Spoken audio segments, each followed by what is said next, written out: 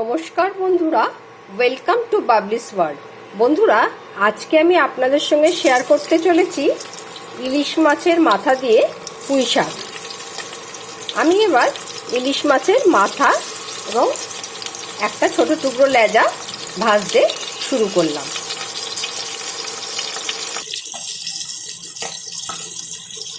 আমি এখানে নিয়েছি 500 গ্রাম পুঁই শাক, একটা মাঝারি সাইজের আলু, অল্প একটুখানি বেগুন এবং কুমড়ো। এর মধ্যে আমার ইলিশ মাছগুলো ভাজা হয়ে গেছে। এবার এগুলো আমি তুলে নেব। ওই তেলেই দিয়ে দিলাম তেজপাতা, পছন্দ মতো শুকনো লঙ্কা এবং আলুটা দিয়ে অল্প ভাজতে থাকবো।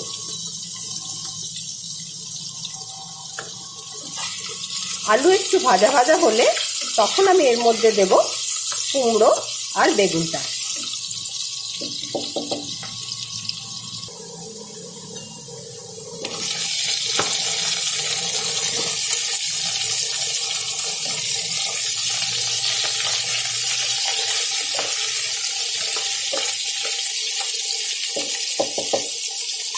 সবজিগুলো একটু ভাজা অবধি অপেক্ষা।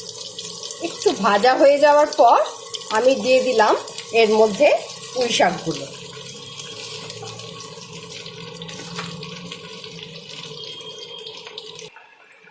এবারে একটু আমি ঢাকনাটা চাপা দিয়ে দিলাম, এটা তাহলে একটু ভাপে সেদ্ধ হয়ে যাবে। একটু নাড়াচাড়া করে নেবো এবার। তারপর আমি এর মধ্যে একে একে দিয়ে দেবো আন্দাজ মতো নুন, হলুদ,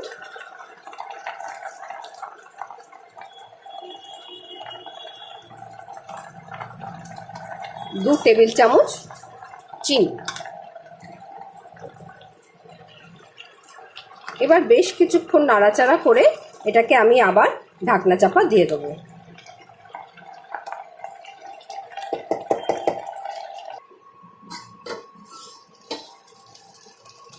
এই সময় আমি দিয়ে দেবো 2 টেবিল চামচ ভর্তি সর্ষে বাটা এবং ভেজে রাখা মাছগুলো। এই সর্ষে বাটা দিয়ে ইলিশ মাছের মুড়ো দিয়ে পুঁই শাক রান্না করলে এর একটা সুন্দর স্বাদ আসে। আপনারা করে দেখবেন, খুবই ভালো লাগে। এবার আমি আবার ঢাকনা চাপা দিয়ে দেবো নাড়াচাড়া করে। একদম সেদ্ধ হয়ে এসছে, গা মাখা মাখাও হয়ে গেছে। এই সময় আমি এর মধ্যে 2টো কাঁচা লঙ্কা চিড়ে দিয়ে দিলাম। মাছের মুড়ো লেজা এবার একটুখানি ভেঙে দিলাম। এইভাবে গ্যাস ইন্ডাকশন অফ করে আমি 5 মিনিট রেখে দেবো, দিয়ে আমি সার্ভ করে দেবো।